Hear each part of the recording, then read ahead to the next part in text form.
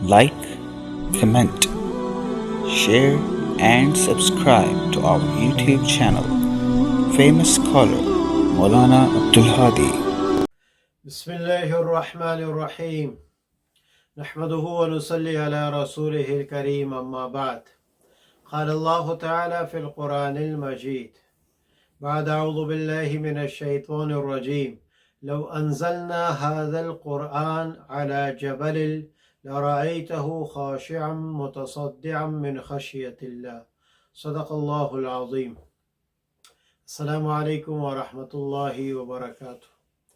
یہ قرآن مجید کی تفسیر کا دوسرا حصہ ہے، تو ہم کوشش کریں گے کہ انشاءاللہ اللہ نے چاہا تو یہ تفسیر کا سلسلہ مستقل رمضان کے بعد بھی جاری رہے گا.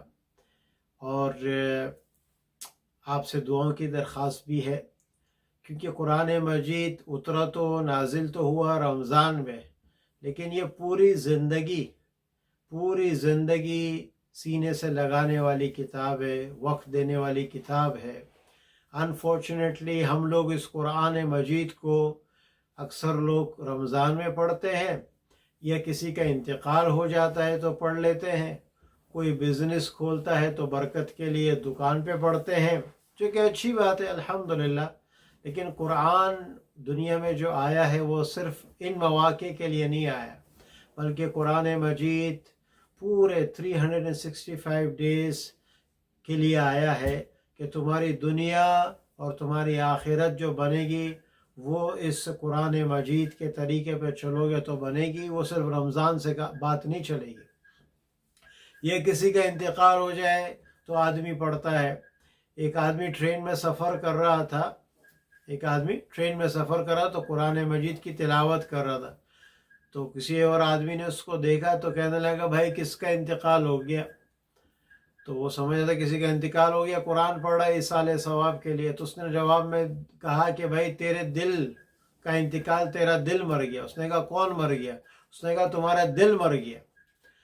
تو قرآن کو انتقال کے وقت صرف پڑھنے کی چیز ہے، بلکہ قرآن تو ہر وقت پڑھنے کی چیز ہے. یہ جو ہم قرآن مجید میں اعوذ باللہ من الشیطان الرجیم اس سے شروع کرتے ہیں، کیونکہ یہ اللہ تعالیٰ کا امر بھی ہے، لیکن یہ امر وہ وجوبی امر نہیں ہے کہ لازمی ہو. کہ اللہ تعالیٰ فرماتے ہیں کہ جب تم قرآن مجید کی تلاوت شروع کرو تو شیطان سے جو ہے اب مجھ سے پناہ مانگو کہ شیطان سے میں تمہیں بچاؤں.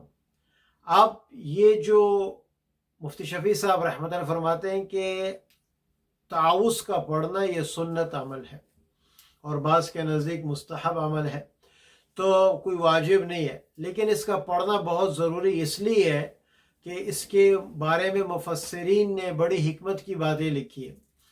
کہ ملا علی قاری رحمۃ اللہ علیہ اپنے مرقات میں فرماتے ہیں کہ الشیطان کالکلب الواقف علی الباب، شیطان تو ایسا ہے جیسے آپ کسی کے گھر پہ جانا چاہ رہے ہیں.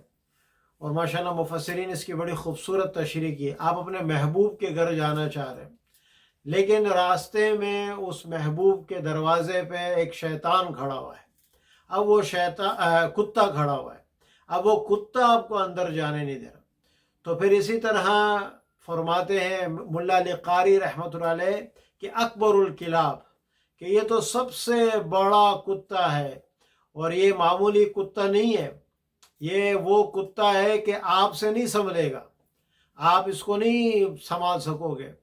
کہ جیسے ہم کسی کے ہاں جاتے ہیں اس کے پاس کتا ہوتا ہے تو بعض دفعہ آدمی ڈر جاتا ہے، تو وہ جو اس کا آنر ہوتا ہے، باس ہوتا ہے کتے کا، اس کے پاس کوڈ ورڈز ہوتے ہیں. وہ کوڈ ورڈز میں وہ اس کو سمجھاتا ہے. وہ میرے اور آپ کے سمجھ میں نہیں آتا، وہ اسی کے اور کتے کے سمجھ میں ہی آتے ہیں وہ کوڈ ورڈز. تو وہ دم ہلاتا وہ وہاں سے نکل جاتا ہے.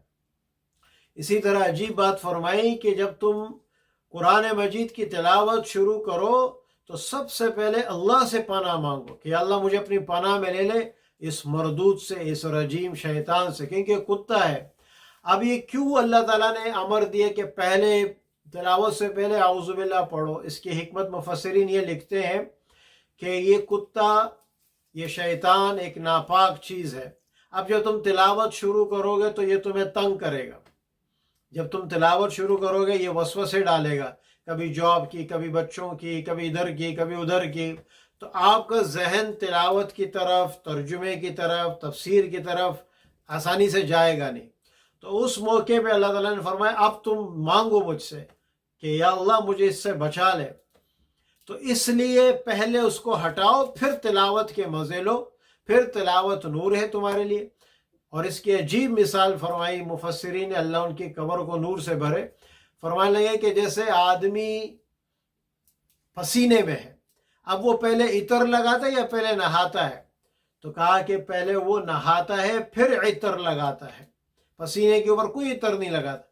تو اسی طرح گندگی، یہ جیسے پہلے گندگی کو دور کرتا ہے پھر عطر پرفیوم لگاتا ہے، اسی طرح یہ شیطان بھی گندگی ہے، پہلے اس کو ہٹاؤ اور پھر اس کے بعد قرآن کا نور لو، اس کے بعد قرآن کا نور لو۔ تو پڑھو اعوذ باللہ من الشیطان الرجیم۔ اب آج کے بعد ہم اس استحضار کے ساتھ اس اعوذ باللہ کو پڑھیں کہ اللہ مجھے شیطان مردود سے بچا لے، میرے بس کی بات نہیں کہ میں شیطان کو روک لوں، یہ تو رگوں میں دوڑ رہا ہے، ہمارے رگوں میں دوڑ رہا ہے۔ یا اللہ تو اپنی قدرت سے اس کو روکے۔ اس لیے اعوذ باللہ بڑے احتیاط سے اور بڑے دھیان سے اس کو پڑھنا چاہیے کہ میں جو اعوذ باللہ پڑھنے بھی جا رہا ہوں، کیا پڑھنے جا رہا ہوں؟ اعوذ باللہ، میں اللہ کی پناہ میں آتا ہوں، من الشیطان الرجیم، کہ وہ مجھے بچا لے اس شیطان مردود سے۔ اب اس کے بعد دوسرا نمبر آتا ہے بسم اللہ الرحمن الرحیم۔ اب بسم اللہ الرحمن الرحیم میں اللہ تعالیٰ فرماتے ہیں کہ جس کا تم کلام پڑھنے جا رہے ہو وہ کون ہے؟ وہ اللہ ہے، وہ رحمان ہے، وہ رحیم ہے۔ ایک تو اللہ کا اپنا نام ہے، اسم اعظم ہے یہ اللہ، اس لیے کسی کو جائز نہیں کہ کوئی نام رکھے یہ اللہ۔ پھر اس کے صفاتی نام ہے، الرحمن بھی الرحیم بھی ہے۔ اس اللہ نے جب تمہیں اس کا حکم دیا پڑھنے کا تو وہ رحمان بھی ہے، رحیم بھی ہے، تمہاری دنیا بھی بنائے گا اور تمہاری آخرت بھی بنائے گا۔ تو اللہ تعالی ہم سب کو اس قرآن مجید کو صحیح تجوید کے ساتھ اللہ کی رضا کے خاطر یہ جو اعوذ باللہ بسم اللہ بتایا گیا ہے کہ اس استحضار کے ساتھ کہ اللہ مجھے شیطان مردود سے بچا لے، اس کے استحضار اور دھیان کے ساتھ اللہ تعالی ہمیں اس قرآن کو پڑھنے کی توفیق نصیب فرمائے۔ وآخر دعوانا ان الحمد للہ رب العالمین۔